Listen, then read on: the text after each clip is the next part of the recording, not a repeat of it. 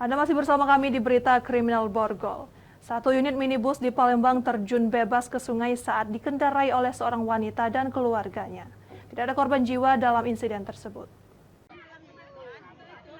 Warga Jalan Kedukan, Kelurahan 5 Ulu, Kecamatan Seberang Ulu 1, Palembang dikejutkan satu unit mobil minibus bernopol BG 1864NG terjun ke sungai di kawasan tersebut. Diketahui minibus yang dikendarai oleh seorang wanita bernama Ocha bersama keluarganya masuk ke sungai. Kejadian ini sendiri bermula saat korban hendak memundurkan mobilnya tanpa sengaja. Korban menginjak gas yang awalnya hendak menginjak rem. Warga yang mengetahui kejadian tersebut langsung melakukan pertolongan terhadap korban bersama 3 penumpang yang ada di dalam mobil.